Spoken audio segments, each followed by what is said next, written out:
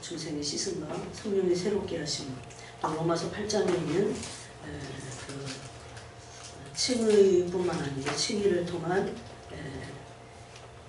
이제 그 성화를 통한 영화까지 그것이 구원의 목적이고 또 구원의 끝이라는 것을 함께 나눴습니다. 그래서 어떻게 구원받은 자가 어떻게 구원을 완성해 가는가, 그것을 함께 나눴습니다. 그때 우리가 구원에 있어서 자라가야 함을 함께 나눴습니다. 사실 이 파트가 이 부분이 너무 넓습니다. 구원에 자라가야 되는데 구원에 있어서 우리가 자라가려면 아기가 사실 건강해야 잘 먹고 잘 자고 또 잘 큽니다. 근데 건강하지 못하면 일단 먹을 수 없어요. 건강하지 못한 그 부분을, 약한 부분을 치료를 한다든가 그래야 됩니다. 그래서 구원에 이르도록 자라게 하는 그 부분에 있어서 우리의 구원의 성장, 이르도록 자라야 되잖아요. 그 자라는 것을 방해하는 것을, 그런 쓴뿌리들을 치워야 된다고 했습니다. 그런 파트는 또 나중에, 그래서 굉장히 많은 사람들이 구원받았지만 그 혼에 굉장히 많이 묶여있기 때문에, 그래서 그 어두움에 마귀에게 많이 노출이 되있다. 오늘은 이제 이 마태복음 18장을 통해서 예수님이 특별히 성경에서 그런 구원 어떻게 하는, 어떤 수준이 구원에 이르도록 잘하는 것이냐, 그런 부분을 말씀하셨어요. 굉장히 단호하고 우물쭈물 이게 해석이 너무 어려워 이렇게 말씀하시지 않았어요. 구원에 있어서는 성경은 굉장히 단호합니다. 그래서 우리가 이제 몇 가지를 보는데, 오늘 우리가 첫 번째를 봐야 되는데, 마태복음 18장에서 한번 읽어보겠습니다. 1절부터 4절까지만 우선 읽겠습니다. 1절부터 4절까지 같이 읽겠습니다. 다 같이 읽으셔야 됩니다. 시작. 그때에 제자들이 예수께 나와 이르되 천국에서는 누가 크니까? 예수께서 한 어린 아이를 불러 그들 가운데 세우시고 이르시되 진실로 너희에게 이르노니 너희가 돌이켜 어린아이들과 같이 되지 아니하면 결단코 천국에 들어가지 못하리라. 그러므로 누구든지 이 어린아이와 같이 자기를 낮추는 사람이 천국에서 큰 자니라. 아멘. 우리가 만약에 4절만을 보면 또 1절만을 보면 제자들이 천국에서 큰 사람이 누굽니까? 이렇게 물어서 예수님은 그것에 대한 답을 4절에서 하셨어요.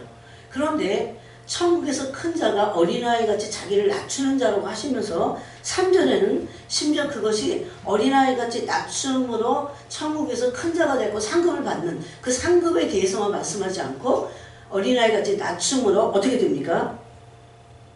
그런 어린아이같이 낮추는 그런 자가 되지 않으면, 그렇게 똑같이 되지 않으면 결단코 천국에 들어갈 수 없다고 이렇게 말씀하신 부분입니다. 오늘 이 부분을 같이 나누기를 원합니다.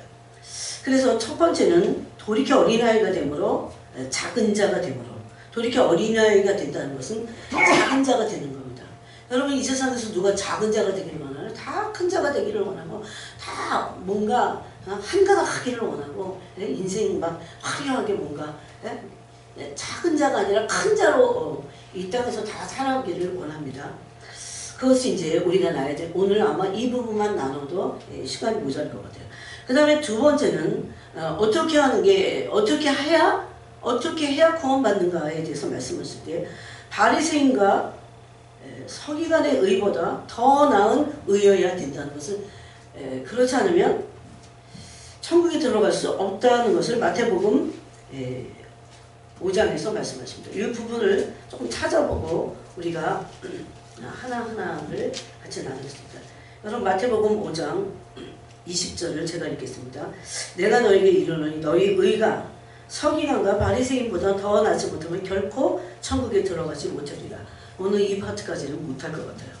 또 세 번째는 요한복음에서 니고데모에게 물과 성령으로 거듭남으로 천국에 들어갈 수 있는 것을, 구원받은 것을 말했습니다. 또 굉장히 이 어떤 그 상태를 말씀하시면서 그랬어요. 그러면서 또 마태복음 7장 19절에 또 히브리서 6장 7절, 또 마태복음 3장, 요한복음 15장 이렇게 여러 군데에서 열매를 맺지 못하면 천국에 갈 수 없다는 것을 말씀합니다. 열매를 맺지 못하면 버림받으니까 천국 못 가겠죠. 예. 그 다음에 용서하지 않는다면 천국에 들어갈 수 없음을 말합니다. 예. 어두운 데서 갈 바를 알지 못함으로 천국에 들어갈 수 없음을 말씀합니다. 그래서 이 몇 가지를 놔두고 오늘은 특별히 돌이켜 어린아이가 되지 않으면 천국에 들어갈 수 없다고 하는 것을. 그래서 여기 뭐라고 하냐면 돌이켜라는 거죠. 그 돌이키라는 것은 어린아이들과 같이 되라는 겁니다. 돌이켜서 어린아이와 같이 되라는 겁니다. 돌이켜서 회개하라고 이렇게도 말씀하실 수 있는데 여기서 특별히 포인트는 돌이켜서 어린아이들과 같이 되라는 겁니다. 근데 이게 상급의 문제가 아니라고 했어요. 제가 지난주에도 상급의 문제는 어떨 때는 구원의 문제와 같이 이렇게 중복되어 있다는 것을 말씀드렸어요. 그래서 이것을 상급의 문제로 알았다면 큰일 납니다, 정말. 요새는 사람들이 영적이지 않기 때문에 상급에 관심이 없어요. 그런데 아무리 상급에 관심이 없어도 이것이 구원의 문제라면 정신을 차려야 된다는 겁니다. 그래서 여기 보니까 예수님은 제자들이 어느 날 와서 천국에서 누가 크냐고 그랬어요. 누가 크냐. 여러분, 천국에서 큰 자들이 상급을 큰 상을 받겠죠. 천국에서 큰 자들이 큰 상을 받겠죠. 그런데 여기 오늘 예수님의 어린아이를 하나 세우면서 이렇게 말씀하십니다. 3절을 빼고 누구든지 이 어린아이와 같이 자기를 낮추는 사람이 천국에서 큰 자다. 이렇게 말하면 큰 자가 큰 상급을 받는구나. 이렇게 우리가 어느 정도는 영적이지 않아도 알 수 있어요. 그런데 예수님은 상급뿐만 아니라 3절에서 이르시되 진실로 너에게 이르노니, 이 부분에서는 진실로 그랬어요. 진실로 너에게 이르노니 너희가 돌이켜 어린아이들과 같이 되지 아니하면 결단코 그랬어요. 결코 못 들어가. never. 영어 성경을 봤더니 결코 못 들어가. 결단코 천국에 들어가지 못하리라. 이 부분을 같이 나누도록 그래서 하겠습니다. 여러분, 여기 어린아이라는 것을 그럼 어떻게 하는 게 뭐가 어린아이 같은 건가? 도대체 뭐가 어린아이 같지? 이런 부분을 우리가 이제 연구를 해야 되는데, 예수님은 친히 4절에서 무엇이 어린아이 같은지, 어린아이 같다고 하는 요 18장 1절, 2절의 포인트를, 그 답을 이미 4절에서 말씀하셨어요. 너희가 돌이켜서 어린아이 같지 않으면 큰 자가 되는 거는 그거는 아예 뭐 꿈도 못 꾸지 마라. 구원도 못 받아. 이렇게 하면서 어떤 사람이 어린아이 같이 되는 거냐고 하는 것을 4절에서 말씀하셨어요. 뭐라고 합니까? 자기를 낮추는 사람을 했어요. 그러면 자기를 낮추지 않으면 결단코 천국에 들어가지 못해요. 여러분 그렇게 아셨나요? 구원을? 자기를 낮추지 않으면 결단코 천국에 들어가지 못합니다. 저렇게 조금 너무 극단적으로 말하는 거 아니에요? 여기 성경에 써 있습니다. 제자들이 사실 성경을 찾아보면 누가 크냐, 누가 으뜸이냐 이런 싸움을 많이 했어요. 특별히 예수님이 이제 십자가를 지시기를 앞두었을 때 제자들은 이런 망상에 빠졌습니다. 이분이 보통 분이 아닌데 분명히 로마의 정권으로부터 우리를 회복하고 또 여러 종족들을, 여러 지파들을 모을 거야 라고 하는 그런 유대인식의 구원과 유대인식의 그런 민족주의가 구원에 연결되어 있었어요. 그런데 예수님은 이스라엘 나라를 로마 정권으로 회복하지도 않으셨어요. 그 다음에 정말 우리도 착각을 일으킬 겁니다. 우리가 만약에 일제 36년이나 엄청난 오랫동안 계속 그러면 얼마나 그게 한이 돼서 언제 우리나라는 독립을 할 건가 이러면서 막 남자들은 독립운동하고 칼 차고 다니고 열심히 당원이 베드로였잖아요. 그런 사람이 한국에도 안 생기겠어요. 우리 일제 36년에 지날 때도 독립운동가들이 곳곳에서 만주인 저런 데서 하울빌에서 독립운동을 했잖아요. 그래서 우리 민족이 살 길은 하나님이 우리 민족을 불쌍하게 여기셔서 우리가 독립을 이뤄내는 거야. 이것이 메시아가 와서 해야 될 일이야. 이렇게 생각하는 게 그 당시에는 마땅했을 겁니다. 오히려 아무것도 안 해. 메시아가 와서 나라를 회복하지도 않아. 여러분, 하나님 나라의 방식의 의와 하나님 나라의 방식의 의에서 나오는 구원은 우리가 생각하는 거하고 전혀 틀립니다. 그래서 우리는 철두철미하게 하나님을 의지하고 그분에게 정말 맡겨서 기도해야 됩니다. 즉 로마서 11장을 읽을 때 그 유대인들을 향한 구원에 대해서 이렇게 말합니다. 하나님이 지금 그 불순종하는 사람들을 그 불순종 가운데 가두어 두셨어요. 거기서 특별히 누구를 더, 물론 이방인들도 그렇습니다. 근데 누구를 더욱 지칭을 하냐면 유대인들이에요. 아니 우리가 생각하기에는 유대인들이 빨리 돌아와갖고 빨리 구원을 얻는 게 굉장히 중요하다고 생각하잖아요. 그런데 하나님의 때와 방법과 어떤 그 구원의 길은 틀립니다. 우리의 생각과. 마리아도 요셉도 사가랴도 다 한 번도 하나님의 구원을 정확하게 이해하지 못했었어요. 다 가브리엘 천사가 와서 그 스테고지를 알려줬기 때문에 알게 된 겁니다. 그래서 하나님의 구원은 우리가 그렇게 생각하는 것보다 거리가 멀 수 있어요. 거기 보니까 그래서 불순종한 자들을 가두고 두셨대요. 어떻게 하시려고? 때가 되면 어떻게 하려고요? 그들에게 긍휼을 베푸게 하시려고. 긍휼을 베푸시려고. 그래서 그 하나님의 긍휼을 받을 자들이 물론 전부 100%는 아닙니다. 그렇지만 하나님의 긍휼을 그들이 받게 될 때, 그래서 우리가 중보기도를 할 때 하나님의 긍휼이 그 영혼에게 임하기를 간절히 원해야 됩니다. 그리고 그런 하나님의 긍휼을 막는 것들을 대적하는 그런 기도를 해야 됩니다. 그래서 깊도다 하나님의 지혜와 지식의 그 판단은 측량할 길이 없다는 겁니다. 구원의 길을 알 수 없다 그렇게 말합니다. 그래서 예수님이 오셔서 나라를 회복하거나 또 흩어진 지파들을 모으는 게 그들이 생각하는 구원이었어요. 그렇지만 예수님은 두 가지 다 하지 않으셨습니다. 그리고 갑자기 감남산에서 승천하셨어요. 그럴 때마다 제자들은 이분이 이제 메시아로서 이분이 로마의 정권으로부터 우리를 회복할 거야. 그럴 때 드디어 이제 이스라엘 민족이 독립을 얻고 정부가 서지 않겠어요. 그럴 때 노렸던 거죠. 예수님을 따랐던, 물론 그것만이 목적은 아니었을지라도 그 마음에 우리에게도 이런 거 있어요. 구원 얻기 위해서 예수님을 따랐지만 우리 안에도 기복적인 게 있어서 그거 말고도 그거는 당연하고 우리가 예수님을 따를 때 얻고자 하는 얻게 되는 어떤 구복을 구했을 겁니다. 그래서 그 누가 크냐라고 하는 문제가 성경에 굉장히 여러 군데 나옵니다. 한번 좀 보겠습니다. 자, 마가복음을 보세요. 그 다음에 마가복음. 여러분이 다 찾으셔야 돼요. 마가복음 9장입니다.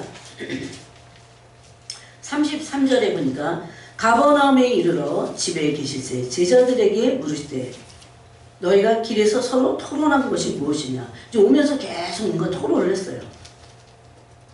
그들이 잠잠하니 살짝 부끄러우니까 잠잠했어요. 이는 길에서 서로 누가 크냐. 왜 누가 크냐라는 것을 이렇게 계속 쟁론을 걸렸을까요? 큰 자가 땅에서, 그러니까 포인트가 목적이 하늘이 아니라 땅입니다. 땅에서 예수님이 유대인들의 나라를 회복하실 때 이 땅에서 환자를 하겠다는 거죠. 가장 큰 자가 그 자리를, 가장 중요한 자리를 차지하게 될 겁니다. 그래서 베드로는 몇 번이나 예수님에게 자기가 수제자라는 걸 어렴풋이나 알아. 어느 정도 알아요. 그래서 묻습니다. 우리가 다 버리고 주를 따랐는데 주님은 우리에게 무엇을 해주시겠습니까? 이렇게 물어봤어요.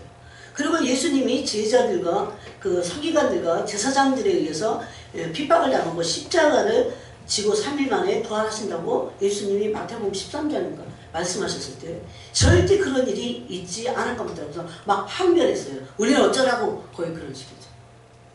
여러분 이해가 가세요?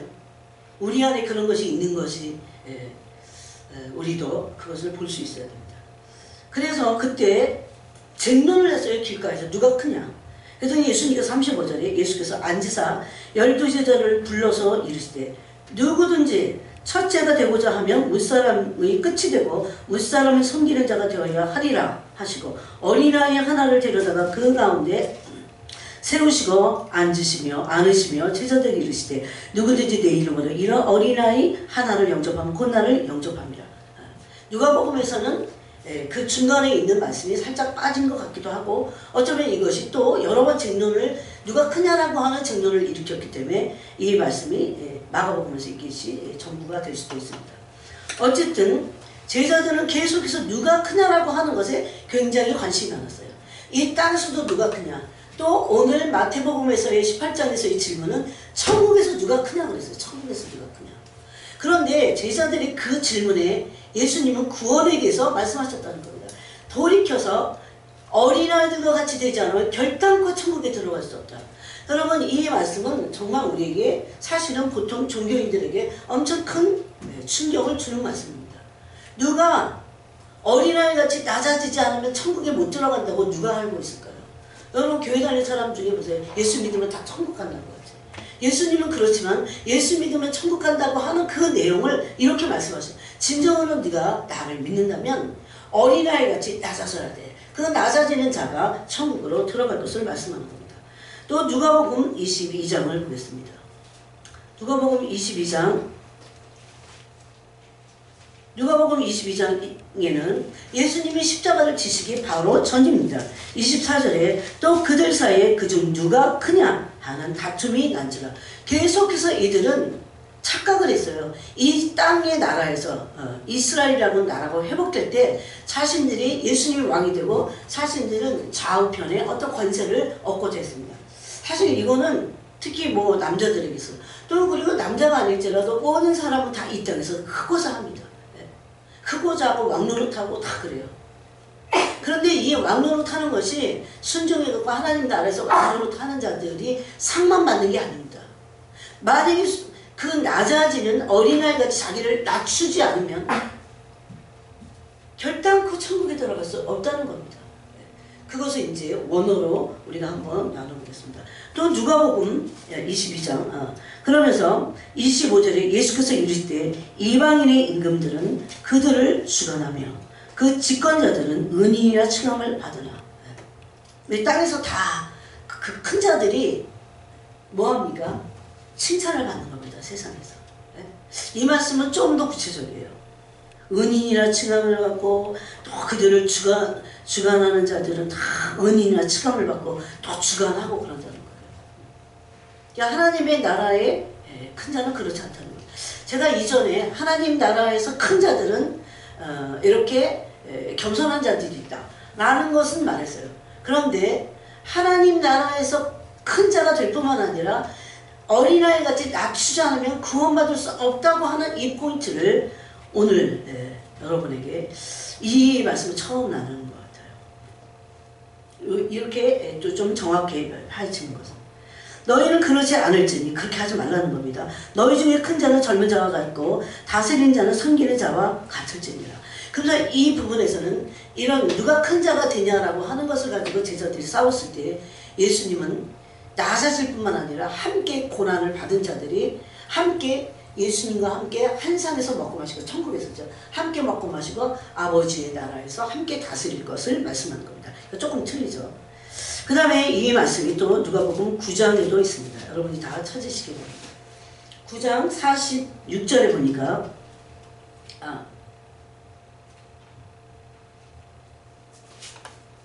46절에 보니까 제자 중에 누가 크냐 하는 변론이 일어나니 되게 많이 그랬어요.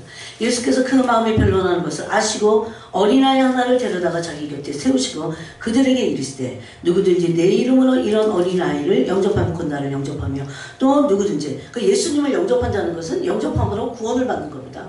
그렇죠? 그러니까 어린아이같이 낮아져야 예수님을 영접하게 되겠다고 하는 것을 이거 우회로 이렇게 말씀하신 겁니다. 그런데 이런 모든 다른 성경하고도 더 분명하고 틀리게 마태복음에서는 어린아이같이 저렇게 어린아이같이 되지 않으면 결단코 천국에 들어갈 수 없다고 하는 이런 굉장히 그 충격적인 말씀을 하셨다는 겁니다. 그러면 여러분 어른은 뭘까요? 굉장히 어린아이에 비해서는 여기서 어린아이는 영어 성경에는 인펀트입니다. 굉장히 아주 어린아이를 말해요. 뭐 7, 8 이런 애들 말고 요즘은 7, 8살은 대단히 독립적이죠. 도저히 부모 없이는 먹는 것도 못 먹는, 물론 7, 8살도 그래요. 그렇지만 그런 어떤 그 자아가 생겨갖고 굉장히 독립적입니다. 어른에 비해서 어린아이는 독립적이지 않습니다.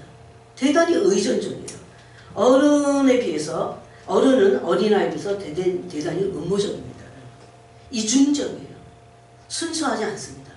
또 순수하지 않기 때문에 모든 부분에서 거짓말만 해서가 아니에요. 정직하지 않습니다. 이것을 순전치 않다 이렇게 말할 수 있습니다.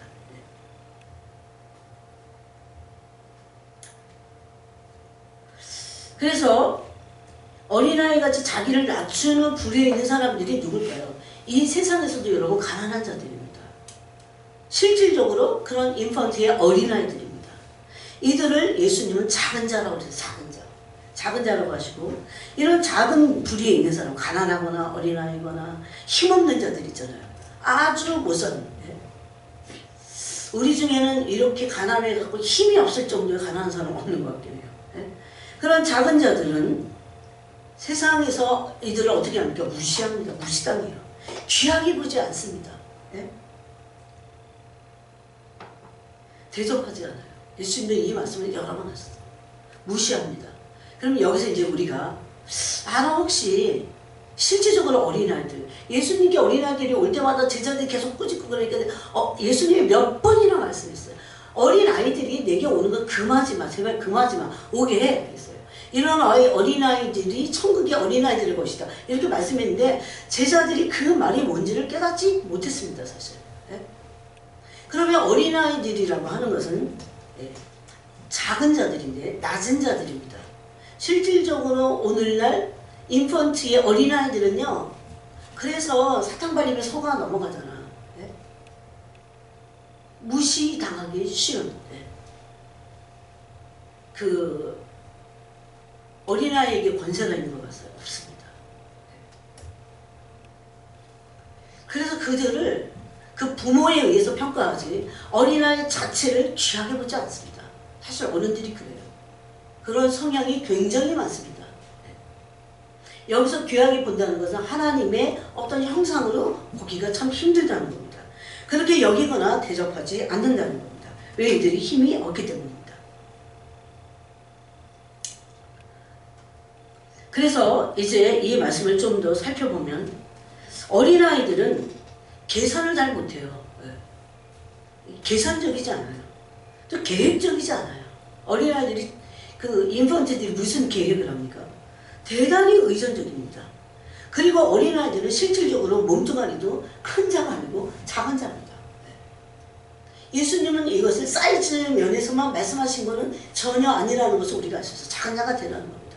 그러면 여기서 이제 작은 자가 뭔가를 원어적으로 한번 보겠습니다. 천국에서 큰 자라고 하는 큰 자, 예수님이 18장 그 1절에서 제자들이 이렇게 물었죠. 천국에서는 누가 크니까. 그래서 그 크다고 하는 것은 이 메이존, 그래고 누가 더 위대합니까? 여기서 그 최상급에서 더 위대한 자가 누굽니까? 더 큰 자가 누굽니까? 그러니까 그게 어쩌면 되고 싶어서 그랬나? 그걸 통해서 땅에서 뭔가 큰 자가 돼서 권력을 쟁취하려고 그랬나? 그건 모르겠어요. 어쨌든 누가 크냐라고 하는 것에 대해서 굉장히 많이 장론을 했습니다. 여기서 큰 자는 메이존, 그래서 더 위대한 자입니다. 위대한 자. 그런데 천국에서 큰 자는 영광과 존귀를 얻을 자들입니다. 여기서는 큰 자들이 뭘 얻습니까? 상급을 얻습니다. 상급을. 그런데 예수님은 어린아이를 불러 세우시면서 단순히 상급만이 아니라 천국에서 누가 큰 자냐 라고 하는 것이 상급의 문제만이 아니고 천국에 들어가려면 어떻게 해야 되냐라는 것을, 그 질문을 그렇게 답으로 돌리셨습니다. 어린아이같이 되라고 하시는 겁니다. 여기서의 어린아이는 파이디온, 그래서 유아를 말합니다. 유아. 지금 어느 정도 큰 그런 아이들을 말하지 않아요. 인펀트. 파이디온은 인펀트를 말합니다. 유아를 말합니다. 그러면서 여기서 돌이켜 그랬어요. 돌이켜 어린아이 같지 않은. 그래서 이 돌이켜라고 하는 단어를 찾아봤더니 스트레퍼 그래갖고 변하다. 바꾸다. 자기를 바꾸는 겁니다. 그러면서 예수님이 4절에 그러므로 누구든지 이 어린아이 같이 뭐에 대한 그러므로입니까? 어린아이 같이 돌이켜 어린아이 같이 되지 않고는 결단코 천국에 들어갈 수 없다 이렇게 말씀하시면서 그러므로 이 어린아이 같이 자기를 낮추는 그 사람이 천국에서 큰 자다. 천국에서 큰 자뿐만 아니라 자기를 낮춤으로 천국에 들어갈 것을 말씀하는 겁니다. 그러면 여기 낮춘다고 하는 단어가 이제 핵심이죠. 어린아이는 낮추는 작은 자예요. 자기를 낮추는 자가 또 작은 자가 그런 어린아이라는 것입니다. 이 낮춘다고 하는 단어는 타페이노, 그래서 타페이노. 여러분 이 단어를 제가 이렇게 사전을 보면서 깜짝 놀랐어요. 타페이노는 낮추다 뭐 이런 뜻이 있어요. 당연히 그렇죠. 자기를 어떤 대상보다는 천하게 여기다. 성경은 이런 말씀을 하셨죠. 다른 사람이 나보다 낫다고 여겨라 이런 말씀 하셨잖아요. 그게 바로 어린아이가 되는 겁니다. 낮추는 거예요. 자기를. 구부리다 이런 뜻이 있어요. 이게 허리를 구부리는 걸 말합니다. 그래서 이 타페이노는 누가복음 3장 5절에서도 또 가난하게 되다 이런 뜻이 있어요. 가난하게 되다. 가난한 자들이 낮은 자들이죠. 물론 가난하다고 신분은 낮지만 내면이 다 낮지는 않을 수도 있어요. 그렇지만 정말 부자들보다는 가난한 자들이 낮습니다. 신분뿐만 아니라 낮습니다. 그들의 마음. 또 내려앉다. 높은 상속에 앉지 않는다는 걸 말합니다. 좀 초라하게 하다 이런 뜻이 있어요. 그래서 누가복음 3장 5절에 이 같은 타페이노라고 하는 단어를 제가 찾아와서 했더니 누가복음 3장 5절에 모든 산과 작은 산이 낮아지고 그랬을 때 여러분 이것은 예수님이 오실 길을 예비할 때 모든 산과 작은 산이 낮아지고 그랬어요. 산은 낮아지고 골짜기는 메워지는 그러죠. 그때 그 낮아지고가 바로 낮춘 그 똑같은 타페이노입니다. 그러니까 우리가 어린아이같이 돌이켜서 겸손함으로 낮아짐으로 주님의 오실 길을 예비하는 겁니다. 그래서 주님의 오실 길이 어떤 것보다도 본질이 중요해요. 자기를 낮추는 겁니다. 우리는 참 이것이 잘 되지 않습니다. 또 누가복음 14장 11절에도 이 같은 단어를 썼습니다. 무릇 자기를 높이는 자는 낮아지고 자기를 낮추는 자는 높아지리라. 그랬을 때 그 낮추는 자가 타페이노 그래서 그 낮은 자입니다. 그런데 더 놀라운 것은 나는 마음이 온유하고 겸손하니 나의 멍에를 메고 내게 배우라. 마태복음 11장 29절의 말씀에서 나는 마음이 온유하고 겸손하니 그 겸손이 타페이노스입니다. 똑같은 어머니입니다. 그러니까 낮춘다고 하는 것은 마태복음 11장 29절의 말씀에 그 겸손과 같다는 것을 알 수 있어요. 그렇죠? 맞습니다. 겸손은 자기를 낮추는 겁니다. 그런데 겸손하지 않고는 결단코 천국에 들어갈 수 없어 라고 하는 것을 그렇게 우리는 알지 못했어요. 더욱 분명하게 온유하고 겸손해야 천국에 갈 수 있다고 하는 것을 우리는 이 말씀을 적용해서 알 수 있다는 겁니다.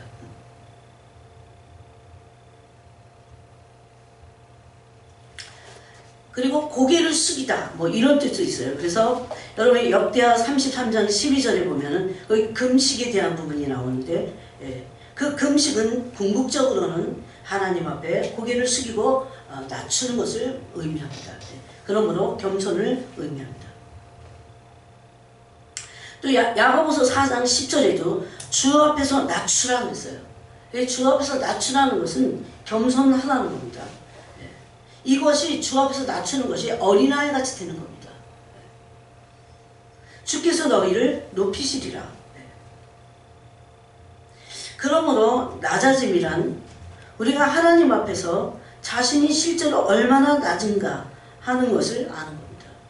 사람 앞에서보다도요, 하나님 앞에서 깨달아야 돼요. 하나님과 나 사이에서 하나님 앞에서 하나님이라고 하는 어떤 그 어마어마한 그 거대한 그분 앞에서 나는 얼마나 피조물이고 낮은 존재인가를 알게 되는 겁니다. 여러분, 이 부분을 가지고 우리는 많이 기도해야 돼요. 어쩌면 많은 사람들은 이런 길을 가지 않으면서, 이런 의의 길은 가지 않으면서 기도하고, 이런 의의 길은 가지 않으면서 어떤 일들을 추구하고 도모할 수는 있어요. 그렇지만 이것을 빼고 하는 것들은 하나님 앞에서 어떻게 보면 하나님이 진정으로 원하시는 것이 아닐 수 있습니다. 구원을 그래서 어린아이같이 돌이켜 어린아이같이 낮춰야 천국에 들어갈 것을 말씀하신 그 의미를 우리가 마음에 새겨야 됩니다. 또 베드로 전서를 보겠습니다. 한번 찾아보겠습니다. 베드로 전서.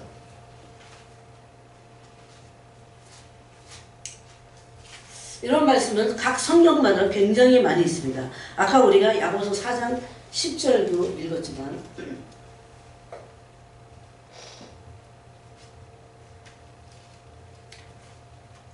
거기 보니까 슬퍼하며 애통하며 울지어다. 야고보서 4장입니다.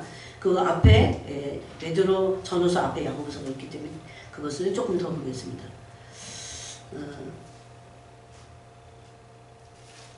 하나님을 가까이 하라. 슬퍼하며 애통하며 9절에 울지어다. 너희 웃음을 애통으로 너희 즐거움을 근심으로 바꿀지어다. 주 앞에서 낮추라. 그리하면 주께서 너희를 높이시리라. 낮추지 않는다면 애통할 수 없습니다. 마음이 낮은 자들이 애통하며 울 수 있는 겁니다. 그 다음에 베드로전서 5장에 보니까 5장 5절에 보면 젊은 자들아 이와 같이 장로들에게 순종하고 다 서로 겸손으로 허리를 동이라. 여기 이게 그 똑같은 말씀이에요. 타페이누스입니다. 허리를 동이라. 허리를 동이라고 했어요. 이거 겸손, 낮추는 모습입니다. 허리를 동일 때는 이 종들이 허리를 동입니다. 주로. 하나님은 교만한 자를 대적하시되 겸손한 자들에게는 은혜를 주시느니라. 이 다 타페이누스입니다. 다 타페이누스. 그 다음에 6절에 그러므로 하나님의 능하신 손 안에서 겸손하라. 이 겸손하라가 계속해서 타페이누스입니다. 때가 되면 너희를 높이시리라. 낮은 자세를 하라는 겁니다. 그래서 이것이 얼마나 그것이 이 겸손이 구원을 이루게 하는지 모릅니다. 우리가 아까도 나눴지만 마태복음 11장 29절을 보니까 나는 마음이 온유하고 겸손하니 나의 멍에를 메고 내게 배우라고 했어요. 그럼 무엇을 배워야 됩니까? 온유와 겸손을 배워야 됩니다. 예수님은 마태복음 11장 25절에서도 마음이 온유하고 겸손함으로 예수님 자신이 굉장히 어린아이 같다는 것을 말씀하고 있어요. 낮췄다는 겁니다. 하나님의 아들이시고 굉장히 높으신 분이 낮췄다는 거예요. 이것을 여러분 빌립보서에서는 어떻게 낮추셨는지를 더 자세히 설명을 하고 있습니다. 우리가 잘 알듯이 빌립보서 2장에 보니까 2장에도 하나가 될 것을 말씀해요. 2절에 마음을 같이하여 같은 사랑을 가지고 뜻을 합하며 같은 사랑을 어떻게 해서 가질 수 있어요? 뜻을 어떻게 합할 수 있어요? 여러분 한 마음을 어떻게 품을 수 있어요? 저는 항상 이것이 고민이었습니다. 부부도 한 마음이 되기가 힘든데 어떻게 그럴 수 있습니까? 주님? 그런데 3절이 답입니다. 아무 일이든지 다툼이나 호령으로 하지 말고 이건 다 위의 것을 지금 부연해서 이제 이렇게 하라고 하는 것을 말하면서 이 모든 문제 마음이 합해지고 같은 사랑을 갖고 뜻을 같이 하고 한 마음을 품고 다툼이나 허용으로 어떤 일이든지 하지 않으려면 어떻게 돼요? 오직 그랬어요. 오직 겸손한 마음으로 낮추는 거. 이게 타페이누스입니다. 그래서 그래서 겸손한 마음은 단순히 하나가 되기 위해서 겸손해야 되는 것도 필요하지만 이것은 우리의 구원과 연결이 된다는 겁니다. 왜냐하면 하나님은 늘 겸손하지 않은 자고한 상태의 교만한 자들을 물리치시기 때문이에요. 그들은 자신의 계속해서 겸손을 추구하고 겸손을 목표로 해서 어린아이같이 자기를 낮추는 자기 부인으로 들어가지 않으면 구원을 이룰 수도 있기 때문입니다. 왜? 계속해서 교만하다면 눈이 멀어서 교만한 상태로 가게 됩니다. 여러분, 왜 사람들이 서로 용서하지 않을까요? 마음을 낮추지 않기 때문입니다. 정말 마음을 낮추면 용서하게 되어 있습니다. 왜 사람들이 하나가 될 수 없을까요? 마음을 낮추지 않기 때문입니다. 그래서 오직 겸손한 마음을 어떻게 하라고 했냐면 각각 자기보다 남을 낮게 여기고 그랬어요. 각각 자기보다 남을 낮게 여기고.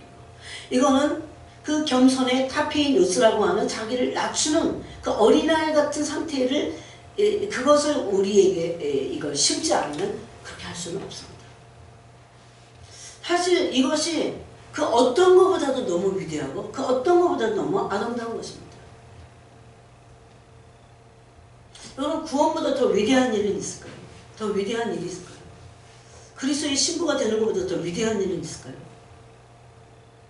그러면서 5절에 너희 안에 이 마음을 품으라. 즉 예수님이 그 본을 보여주셨다는 것을 지금 말합니다. 예수님의 마음은 마태복음 11장 29절과 똑같이 빌립보서 2장 6절에서도 이 마음입니다. 바로 온유와 겸손의 마음인데 어린아이같이 자기를 낮추셨다는 거예요. 그럼 이런 주님을 어린아이같이 자기를 낮추신 그 마음을 가진, 그런데 굉장히 그게 존귀한 마음이에요. 이 주님을 대면했으면 좋겠어요. 그래야 그 겸손이 무엇인지, 진정으로 낮추는 게 무엇인지. 그런데 이것은 반드시 경험을 해야 되고, 이걸 목표로 우리가 반드시 자기를 부인하는 그 목표를 향해서 가야 됩니다. 그렇지 않으면 구원을 완성할 수 없기 때문입니다. 우리가 이미 구원을 얻었지만 아직 구원이 완성된 것은 아니기 때문입니다. 그래서 바울은 빌립보서 2장에서 나 없을 때도 항상 걱정하여 두렵고 떨림으로 너희 구원을 이루어가라. 구원을 이루어가는 데 있어서 겸손을 이루어가는 겁니다. 그럼 과연 구원을 이루어간다는 게 뭘까? 어린아이같이 돌이켜서 계속해서 낮추는 그 겸손의 삶을 삶으로 구원을 완성하는 겁니다. 그렇게 하지 않을 자고한 나를 쳐서 복종시키는 겁니다. 항상 두렵고 떨림으로 복종시킨다는 겁니다. 저는 그래서 성경을 읽을 때마다 너무 놀라워요. 왜 사람들은 교리만 따라갈까? 성경을 안 읽으니까. 성경에서는 구원을 이렇게 결단코 천국에 하나님 한번 위협하느냐고 겁주냐고 해보신 소리입니까? 아마 우리는 아직 천국 문 앞에 가지도 않았고 우리는 지옥을 가지도 않았어요. 그렇기 때문에 땅에서는 우리의 기준은 말씀입니다. 하나님의 말씀을 붙잡고 가는 수밖에 없습니다.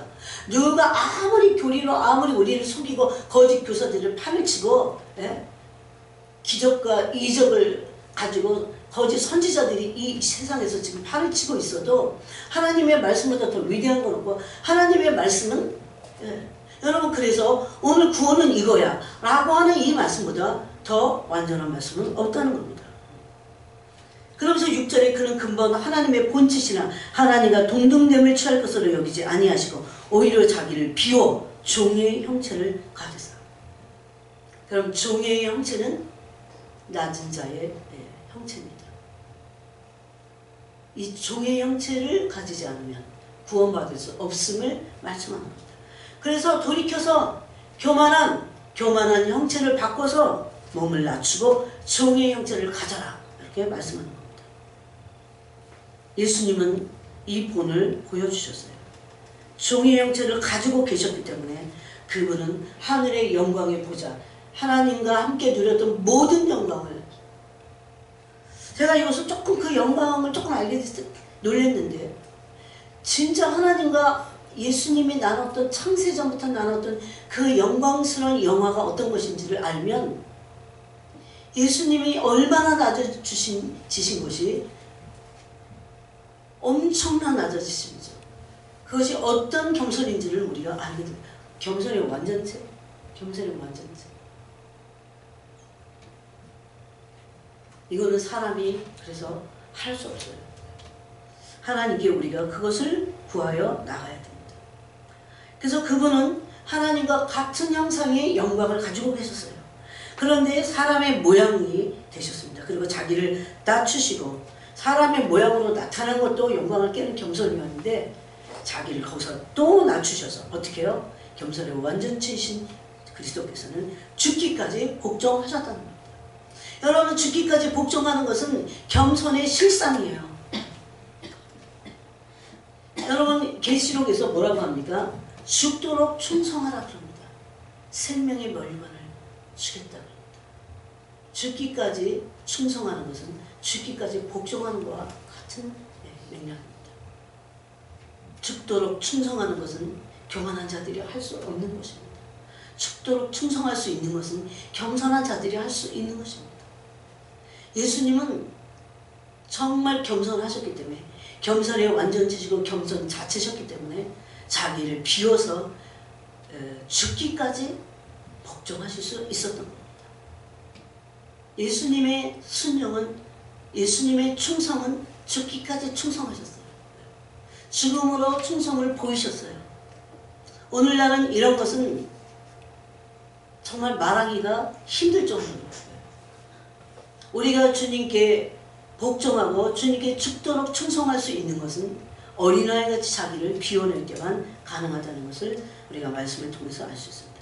이러므로 9절에 이러므로 하나님이 그를 지극히 높여 모든 이름 위에 뛰어난 이름을 주사, 이 죽기까지 어린아이 같은 낮아짐이 마침내 복귀와 승기를 이뤘습니다. 그래서 하늘과 땅 아래 있는 자들과 땅 위에 있는 자들과 모든 무릎을 예수님의 이름에 꿇게 하시고 마침내 그분은 교회의 드디어 머리가 되신 겁니다. 교회의 머리가 되셨다고 하는 것은 그분은 하늘과 땅의 모든 관세를 가지셨기 때문에 교회의 머리 된 교회를 해칠 수 없습니다. 예수 그리스도께서 머리가 된 교회를 해칠 수 없음을 말하고 있습니다.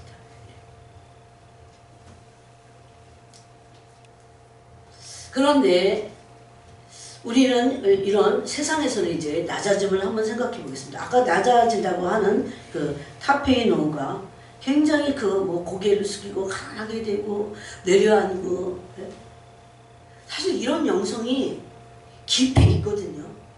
그런데 이런 거는 기복신앙 때문에 이렇게 제쳐놔 버렸어요, 사람들이. 그래갖고 진정한 능력은 나타나지 않는다는 겁니다.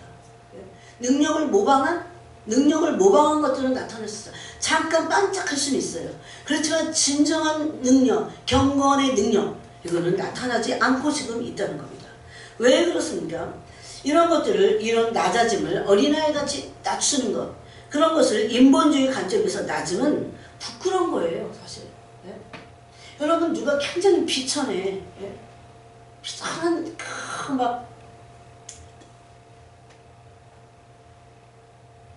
여러분 그런 거 경험해 보셨어요? 비천한 거. 저는 경험해 봤어요. 비를 말할 수 없어요. 네. 제가 고등학교를 졸업하고 그때 너무너무 가난해갖고 그래서 뭐 돈을 안 벌어오면 또 난리가 나니까 그래갖고 직장을 갔어요. 담배 연기가 한 몇 평이나 되려고 그냥 두 평, 세 평이나 되냐? 세 평도 안 되는 거예요. 담배 연기가 꽉 돼서 벌써 그 사무원이, 여러분 그냥 사무원이 사무를 보는 게 아니에요. 그냥 따까리가 커피 타주고 커피 타고 담배 심부름도 하고 별짓 다 했죠. 진짜 우습게 합니다. 진짜 이렇게 우습게 합니다. 그럼 담배 심부름 하면서 룰루랄라 안 돼요. 그래서 버티려고 말씀을 엄청 많이 묵상했어요. 나중에 눈이 따고 담배를 얼마나 많이 펴대는지. 제가 해가 그래도 아직까지 괜찮은 겁니다. 그걸 수년 동안 그랬어요. 수년 동안. 요즘은 그런 직장 생활은 없어진 것 같아. 그래도 어디 있겠지. 그리고 그 살림 거기를 해갖고 커피를 사놓고 다 하고 맨날 청소하고 담배를 피니까 담배째가 온 천지가 담배째예요. 작은 데서 막 피니까. 굉장히 낮아지는 겁니다.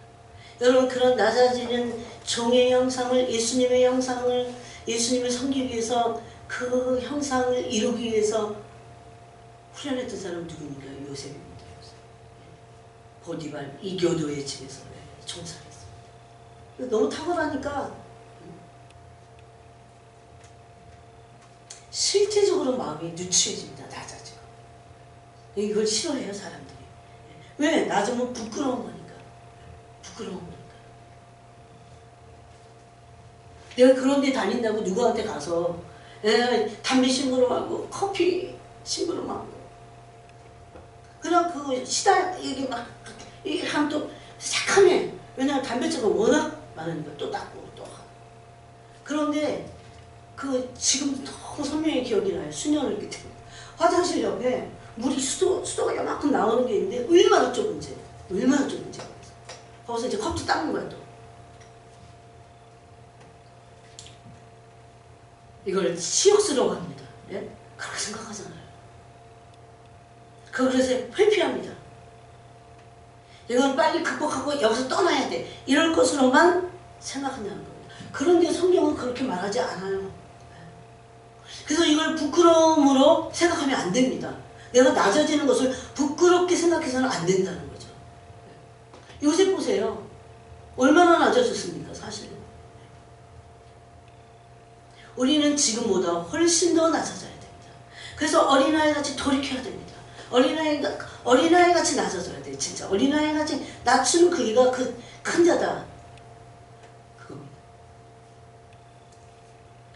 그런 것들을 그렇게 낮아지는 거를 아주 안 좋은 것으로 생각하기 때문에 그리고 부끄럽게 생각해요. 그렇기 때문에 그 어떤 죄보다도 그걸 부끄러워할 거예요. 어떤 죄들은 숨길 수 있으니까. 그래서 이런 낮아짐이 예수님의 온유와 겸손을 담는 이 낮아짐이 낮아져야 뭐 온유하고 겸손하죠. 이 낮아짐이 더욱 믿는 자들이 어렵게 합니다. 더 어려워졌어요 이게. 저기 돈 많고 그 권력 있는 사람들이 낮아진 거 이거 얘기해보세요. 안 할 거. 그럼 쇼는 할 수 있어. 막 거리에 이렇게 막 사진 찍으라고 그러면서 막 할 수 있어요. 그런 종류의 겸손을 말하지 않습니다.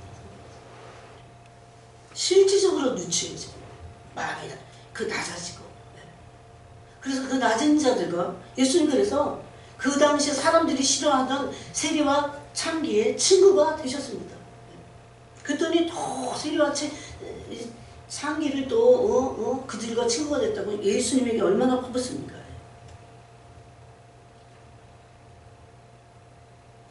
그래서 예수님은 마태복음 23장 2절에서 그 바리새인과 서기관들의 자리에 앉지 그들이 앉으려고 하는 그런 자리가 얼마나 그게 교만한 자리인지를 말씀하십니다. 자 이제 마지막으로 마태복음 보고 마치겠습니다. 아까 우리가 마태복음 18장을 읽었지만 23장에 보면 그럼 사실 이거는 설교만 이렇게 끝날 게 아니에요. 진짜 어린아이같이 날 낮추는 거야. 그게 돌이켜 어린아이가 돼야 천국에 들어간다고 했습니다. 결단코 들어갈 수 없다고 했잖아요.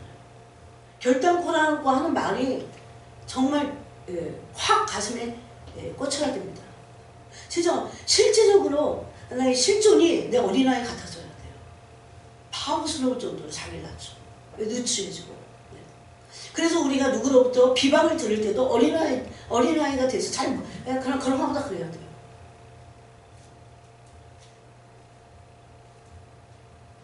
절대 어른들은 그러지 않습니다. 여러분 인펀트 애들 보세요. 얼마나 낮은가 걔네들이. 얼마나 작은 자들인가. 그 서기관과 바리새인들이 2절에 모세의 자리에 앉았으니 그러면서 6절에 잔치의 윗자리와 회당의 높은 자리와 시장에서 문안받는 것과 사람에게 랍비라 칭함을 하는 것을 좋아하느니라 그랬어요. 즉 상속을 좋아한다는 겁니다. 이건 높임을 받고 자기를 인정받기를 좋아한다는 겁니다. 사실 열등감이 많아서 그래요. 우리의 정체는 우리의 열등감이 있잖아요. 우리가 뭐가 됐냐가 아니라 하나님 나를 어떻게 여기시냐, 하나님과 나는 어떤 관계인가, 이것이 내 정체의 가치입니다.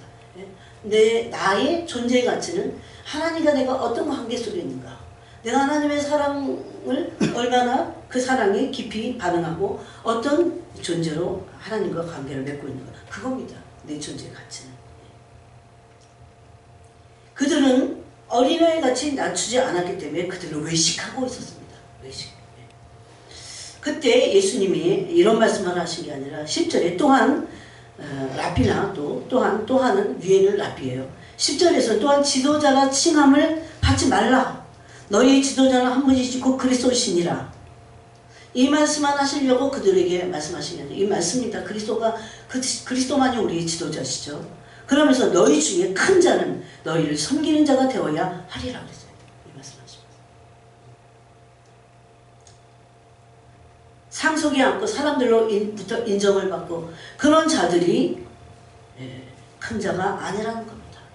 지도자라 칭함을 받고 선생님이라 칭함받는 것이 큰 자가 아니라는 겁니다.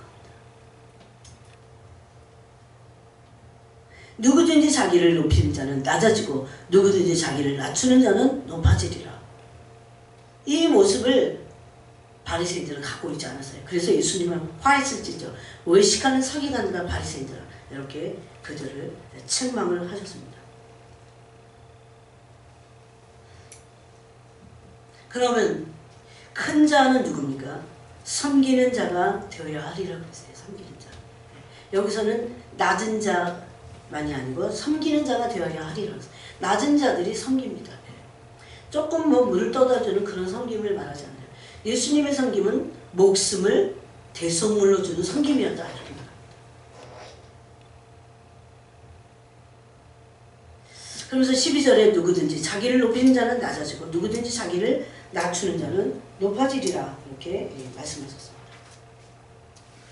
그러므로 낮아진다고 하는 것은 겸손과 같은 뜻입니다. 그죠? 아니 어원이 같아요. 낮아진다고 하는 것은 어린아이같이 자기를 낮추는 자라고 하는 것을 이렇게 바꿔서 말하셨어요. 그럼 낮춘다는 게 뭐냐? 어린아이가 된다는 건 뭐냐? 낮추는 거다. 낮춘다는 건 뭐냐? 겸손한 거다. 이렇게 알 수 있습니다. 또 마지막으로 한 절을 더 보겠습니다. 빌립보서입니다. 빌립보서 4장을 보겠습니다.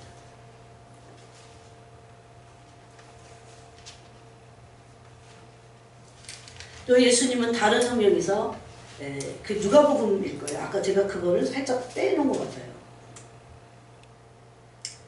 그 모든 사람의 말 속에 쳐야 되리라. 끝에 쳐야 되리라. 이런 말씀을 하셨어요.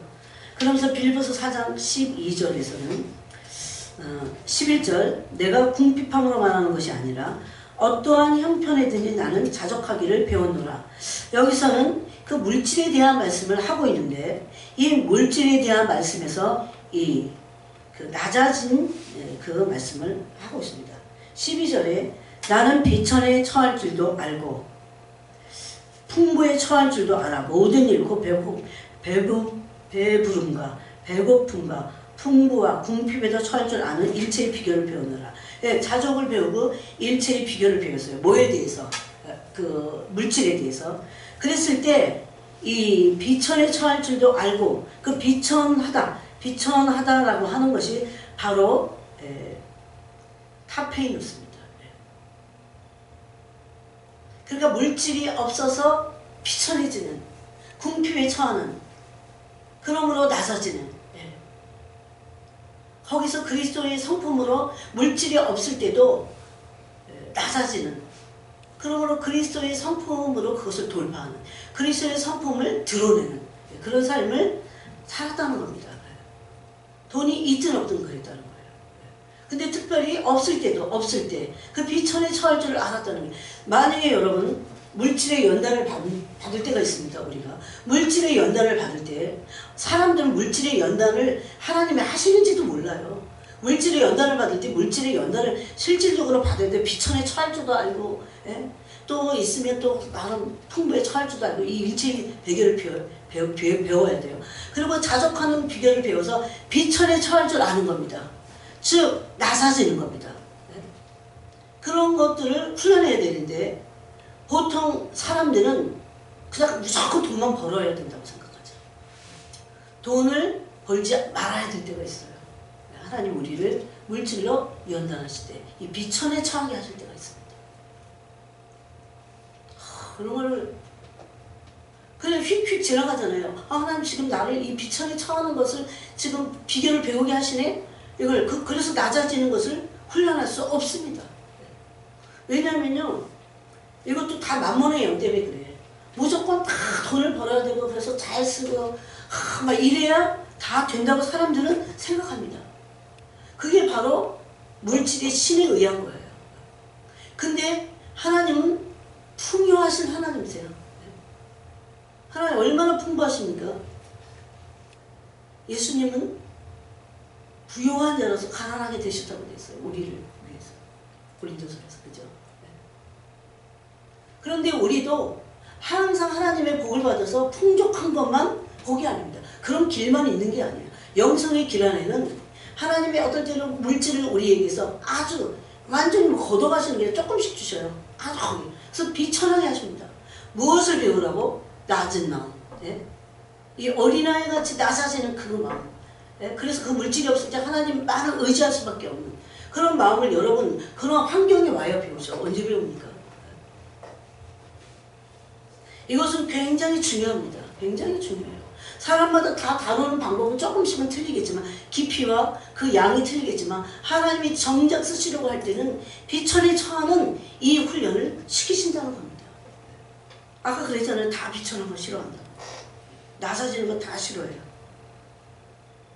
이것이 인본주의이기 때문에 그렇습니다. 이런 인본주의에서는 낮아지는 게 열받는 거야. 부끄러운 거야. 내가 왜 그래야 돼. 만약에 그랬다면 요셉은 거기서 뛰쳐나왔을 겁니다. 형들에 의해서 얼마나 낮아졌어요. 그때 우리가 해야 될 게 있습니다. 다윗 보세요. 사울을 피해서 얼마나 낮아졌어요. 네? 남자에게 망정이지. 광야를 헤매면서 네? 모압 네? 광야까지 가잖아요. 얼마나 그의 마음이 찢어지고 낮아졌습니까? 하나님은 네, 다윗을 통해서 오실 메시아의 표상인 다윗이 겸손의 왕인 것을 예수 그리스도가 겸손의 왕인 것을 다윗을 통해서 드러내셨어야 돼요. 그래서 그를 완전히 밑바닥까지 그를 비천에 처하게 하셨습니다. 여러분 그냥 시를 그렇게 쓰니까 그렇지 내 영혼이 수월에 내려가는 것 같습니다. 내가 죽을 것 같습니다. 얼마나 광야에서 얼마나 많이 울부짖었어요. 비천함에 빠져갖고 광야에 뭐가 있다고 아무것도 없잖아요. 광야에서 뭘 먹었는지도 몰라. 그렇게 도망다니면서 겨우겨우 먹어가면서 물론 나중에는 사람들을 모집하기도 했지만 다윗이 영성이 놀라우니까. 그래서 우리는 이런 길을 가야 될 때가 있습니다. 하나님이 우리를 낮추실 때가 있어요. 그때는 낮아져야 됩니다. 한없이 낮아지고 그러므로 구원을 완성하는 그 구원에 이르도록 잘하는 구원을 완성시키는 데까지 항상 두렵고 떨림으로 구원을 이뤄가기 위해서 우리는 겸손의 길을 가야 된다는 거죠. 그런데 항상 겸손한 상태에서 낮아지는 것만이 아닙니다. 때가 되면 우리를 하나님이 높이신다는 겁니다. 이것이 한나의 기도예요. 한번 한나의 기도를 한번 읽어보고 마치겠습니다. 사무엘 상입니다.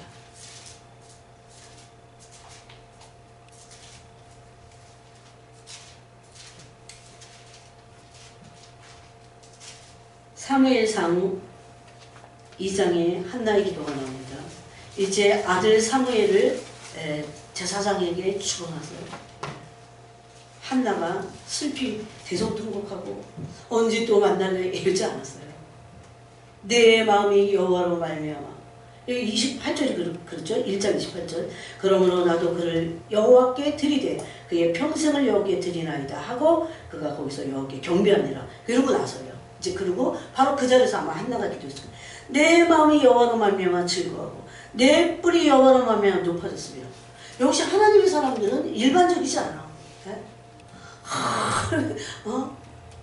언제 만나니? 이거 지금 다 커서 떼우는 게 아니에요. 저 떼고 나서 저 떼기 돌 막 지나고 갖다 준 거야. 네? 그때 무슨 제사장들이 막 영성이 높은 제사장이 있던 것도 아니잖아요. 이스라엘이 제사장 그룹들이 다 부패하고 썩어 빠질 때 어떻게 이렇게 기도할 수 있을까? 내 마음이 여호와로 말미암아 즐거워하며 내 뿔이 여호와로 말미암아 높아졌으며 내 입이 내 원수들을 향하여 크게 열렸으니 이는 내가 주의 구원으로 말미암아 기뻐함이니이다. 아들 난 거를 뭔지 알았어요. 이게 한나는. 하나님이 한나의 태를 닫으셔서 여기서 태를 닫으시고 그러고 한나로 말미암아 부르짖게 하시고 울부짖게 하시고 분인다의 경로 때문에 울부짖게 하시고 그러고 나서 아들을 주시고 나서 그것이 한나에게 구원이 됐습니다. 여호와와 같이 거룩하신 이가 없으시니 이는 주밖에 다른 이가 없고 우리 하나님 같은 반석도 없도다. 심히 교만한 말을 다시 하지 말 것이며 오만한 말을 너희 입에서 내지 말지어다. 여호와는 지식의 하나님이시라 행동을 달아보시느니라. 겸손한지 아닌지. 용사의 활은 꺾이고 넘어진 자는 힘으로 띠를 띠도다. 풍족하던 자들은 양식을 위하여 품을 팔고 완전히 역전. 요새 여러분이 에스더서를 여러분이 큐티하시나요? 완전히 역전. 하나님을 철두철미하게 의뢰한 자들이 어떤 승리를 이루는지 지금 마지막 때 그거는 계시적인 말씀이에요. 용사인데 활이 꺾여. 그렇지만 넘어진 자는 힘으로 띠를 떼어요. 풍족하던 자들 양식을 위하여 품을 팔고 줄이던 자들은 다시 줄이지 아니하도다. 전에 임신하지 못한 자는 7을 낳고 많은 자녀를 둔 자는 쇠약하도다. 여호와는 죽이기도 하시며 그 위대한 말씀입니다. 살리기도 하시며 스월에 내려가기도 하시고 거기서 올리기도 하시는도다. 여러분 스월까지 내려갔을 때 하나님이 올리신다는 겁니다. 하나님은 무조건 계속해서 비천하게 하시고 낮추는 게 아니라 낮추다가 마침내 진짜 낮아질 때 높이신다는 겁니다. 그게 7절이에요. 여호와는 가난하기도 하시고 부하기도 하시며 낮추기도 하시고 하나님은 낮추기도 하십니다. 하나님이 낮추실 때 우리는 자고해서는 안 됩니다. 우리는 계속해서 낮아져야 됩니다. 높이기도 하시는도다. 또 더 놀라운 말씀이 있어요. 가난한 자를 진토에서 일으키시며 가난한 자가 진토에서 일으켰고 어느 정도 먹고 살 정도로 이렇게 되는 것도 놀라운데 빈궁한 자를 거름더미에서 여러분 빈궁한 자들 걸음더미에 있는 빈궁한 자들 누구냐서 개토에 갇혀갖고 쓰레기 파먹고 사는 사람들이요 지금도 엄청 많습니다. 유대인들 중에. 물론 아시케나지 유대인 말고 세파르딘 유대인들이에요. 얼마나 많은데요. 얼마나. 빈궁한 자를 거름더미에서 올리사. 이런 일들이 하나님에게 겸손할 때 있다는 겁니다. 그냥 거름더미에만 있는 정도가 아니고 거름더미에 있는데 나사신 자들을 말합니다. 귀족들과 함께 앉게 하시며 영광의 자리를 차지하게 하시는도다. 땅의 기둥들을 여호와께 하시라. 여호와께서 세계를 그것을 위해 세우셨다. 하나님 뭐 하지 못하신 것이 하나도 없다는 겁니다. 그래서 이것이 하나님의 나라에서 영광과 존귀를 얻는 큰 자가 될 뿐만 아니라 이 낮아짐은 구원에 이르도록 자라게 하고 구원을 완성하게 하는 결코 잊어서는 안 될 진리라는 겁니다. 그래서 오늘 이 말씀을 여러분 가슴에 새기고 이건 한 번 기도하고 말 얘기가 아니에요. 그죠? 계속 주님 겸손하지 않으면 구원을 놓치겠군요.